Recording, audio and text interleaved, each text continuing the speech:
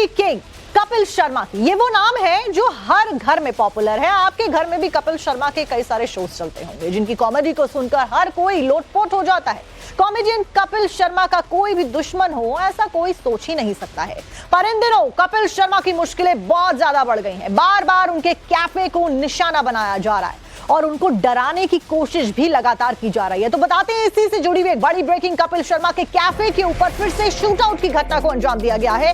एक महीने में ये दूसरी बार है शर्मा के कैफे में 2 बार एक महीने के अंदर ही गोलियां बरसती हुई नजर आई। कपिल के कैफे पर हमले से जुड़ी हुई एक और बड़ी ब्रेकिंग आपको बताते हैं। दरअसल गोल्डी ढिल्लो और लॉरेंस बिश्नोई गैंग ने जिम्मेदारी भी ले ली है, यानी कि इस फायरिंग के पीछे इन्हीं दोनों का हाथ है, गोल्डी ढिल्लो और Lawrence Bishnoi. Lawrence Bishnoi gang के गोल्डी ढिल्लो ने सोशल मीडिया पर क्या कहा है और ये भी आपको बताते हैं। ग्राफिक्स के जरिए समझने की कोशिश करते हैं।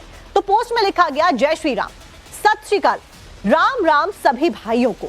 सरे में कपिल शर्मा के कैफे पर जो गोलीबारी हुई है हम उसकी जिम्मेदारी लेते हैं। उसको कॉल की थी लेकिन इसने फोन नहीं उठाया, रिंग सुनाई नहीं दी, इसीलिए हमें कार्रवाई करनी पड़ी। अगर इसको दोबारा से फोन की रिंग सुनाई नहीं दी तो अगली कार्रवाई मुंबई में होगी। तो आपने देखा इस पोस्ट के जरिए कैसे ये गैंग कपिल शर्मा को धमकाने की कोशिश करती है। तो 10 जुलाई को कार सवार हमलावरों ने कैफे पर 10 से 12 राउंड फायरिंग की।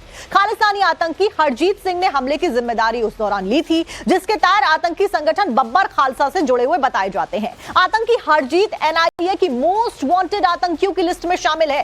इस हमले के अभी 1 महीने भी पूरे नहीं हुए थे, यानी कि 1 महीने में दूसरी बार यह घटना हो जाती है। उससे पहले हमलावरों ने एक बार फिर से कैफे को निशाना बना डाला। पुलिस के मुताबिक 7 अगस्त को सुबह 4:40 पर कैफे पर हमला हुआ, कई राउंड फायरिंग हुई। हमलावरों ने 6 राउंड गोलियां चलाई हैं। इस हमले की जिम्मेदारी गोल्डी ढिल्लो बिश्नोई गैंग ने ली है, जिसका पोस्ट हमने आपको दिखाया। इसको लेकर सोशल मीडिया पर एक पोस्ट भी किया गया था, जिसकी जानकारी हमने आपको दी कि कैसे कपिल शर्मा को धमकाया गया, फोन नहीं उठाने की बात कही गई और यह भी धमकी दी गई कि अगर अब फोन नहीं उठाया तो कपिल शर्मा निहंगों पर टिप्पणी करने का आरोप लगाया गया।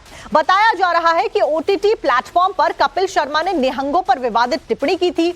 यह भी कहा जा रहा है कि किसी लाइव शो से जुड़ा हुआ भी यह मामला हो सकता है कि कोई लाइव शो कपिल ने किया और उसमें कुछ ऐसा बोल दिया जो कि कुछ लोगों की भावनाओं को आहत कर गया और जिसके बाद में फायरिंग की गई। लेकिन कपिल ने निहंग सिखों पर क्या टिप्पणी की है ये साफ फिलहाल नहीं है। पर बयान के बाद में आतंकी हरजीत सिंह ने कपिल को धमकी दे दी थी, जिसमें कपिल से माफी मांगने के लिए कहा गया था धमकी में, और नहीं मांगने पर मामला बिगड़ने की चेतावनी भी दे दी गई थी, जिसके कुछ ही दिन के बाद में कपिल के कैफे पर फायरिंग की वारदात सामने आती है। कपिल शर्मा ने जुलाई के महीने में जो फायरिंग हुई थी उसको लेकर 3 दिन पहले सोशल मीडिया पर एक बयान दिया था, जिसमें उन्होंने कहा था कि वो किसी से डरने वाले नहीं हैं। जो कपिल शर्मा है उन्हें धमकी दी गई है, उन पर हमले की धमकी मुंबई में दी गई है। ऐसे में उनके घर पर चौंकाने वाली तस्वीरें हमें फिलहाल देखने को मिल रही। आप देखें यहाँ पर कोई भी पुलिस जो सुरक्षा है फिलहाल नहीं दी गई है। इससे पहले जुलाई के महीने में भी कपिल शर्मा के ओपनिंग होने के कुछ ही दिनों बाद कैफे के ऊपर फायरिंग की गई थी और उस समय भी लॉरेंस बिश्नोई गैंग ने इसकी जिम्मेदारी ली थी और तब यहाँ पर हमें कुछ समय के लिए, कुछ दिनों के लिए यहाँ पर